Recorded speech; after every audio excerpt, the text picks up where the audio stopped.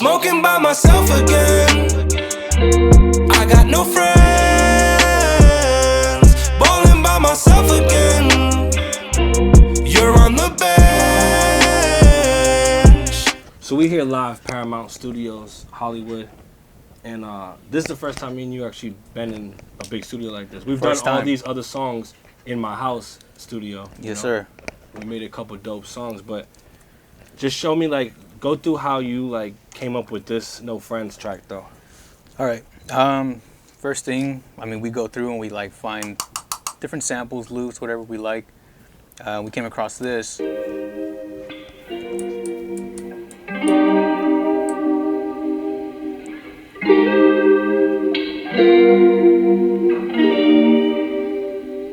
Right. Adding snares.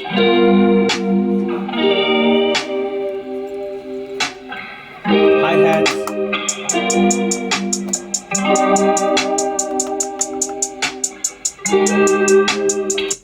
That's pretty much the first process, and then the kicks is kind of like Immediately it gives it that, like, bounce, you know what I'm saying? it's the hi-hats that give it a bounce. Yeah.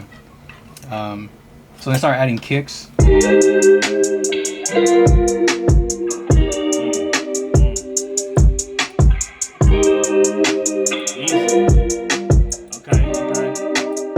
Yeah, that's hot. And this next part I'm pretty proud of because I actually played this bass myself, Damn. so it sounds pretty dope. So not only do you make the beats, but you actually playing the instruments, too. I'm playing a lot of these instruments now, yeah. That's I'm trying great. to learn how to play these more, so then this is the bass I added to it.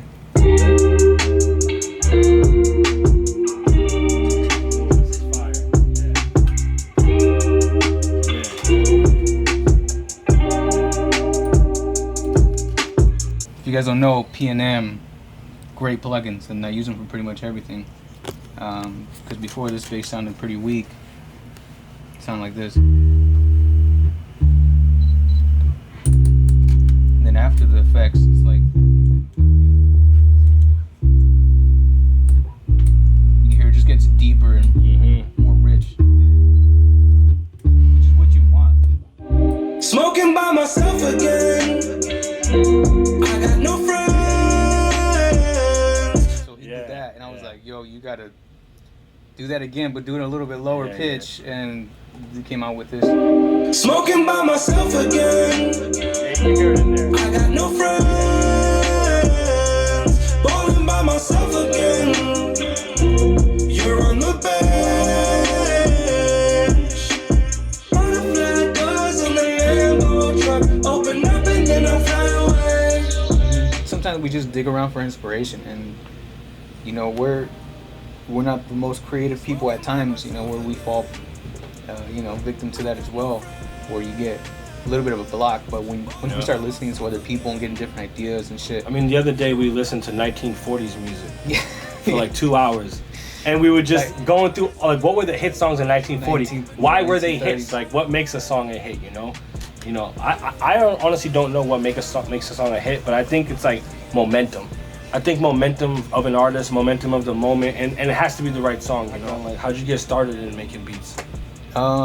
Shit, bro. Somebody gave me this crack program, when I was like 15 years old. So they gave me that, and I used it for maybe like a week.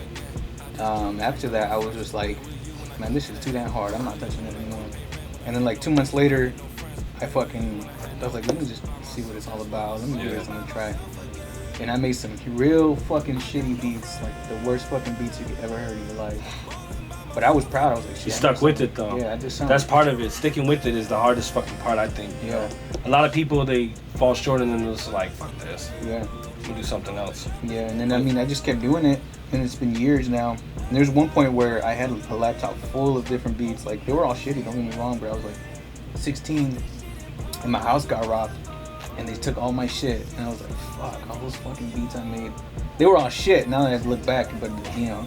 But at the time, it was your whole life. It was gold. It was everything. I was like, man, I'm making great music. It's crazy because how me and you met, I went to Guitar Center, and he fucking works at Guitar Center. I went to Guitar Center to buy a bass, and he's like, yo, you sound familiar. I was like, Big Joker on me. You know what I'm saying? He was like, yeah, I follow you. And he's like, I fuck with your music. It was so strange though. It was like, I've never seen you pop up on my Instagram before, But for some reason, you came up on like my For You page, my Explore page, and I'm like, and it said Covina. I'm like, oh shit, I'm from Covina. And I click on it, I'm like, who is this guy with his mustache, this big Joker guy? So I followed him, like, man, let me just support local talent. Like, fuck that, I'm from here, I want to see what's up. That's dope. And then I knew your character when you came in. That's when you're like, I'm Big Joker. I'm like, oh shit. Yeah, and I remember you were like, I like your music too. I make beats and shit. I was like, here we go. I was like, send him to me in the DM. So I was like, what's your Instagram? I got your Instagram, and then I noticed you already had sent me a message like 3 months prior, and you were like, yo, I love your shit, something. Yeah. And I never even responded. How fucked up. I didn't see it, to be honest with you. So sometimes when guys don't respond to me, I just realize like, damn, they probably didn't see it. But yeah, so then I was like, let me hear some beats. And he was like, yeah, I'll come by and play some shit. I think you came by. Yeah, that same day I came by. Yeah, you came by. You were like, I want to come by and play some shit. And he played some shit. I was like, what the fuck? I was like, who the fuck is this guy? Yo, and then ever since that day, I sold my mic. I didn't want to record on my own anymore. Smoking by myself again. I got no friends. Balling by myself again. You're on the bed. Yo, WhoisKevinKent? Make sure you follow, subscribe, like, comment, share. All that is important, man, for real. Follow FredWard, F Moda. Open up and see another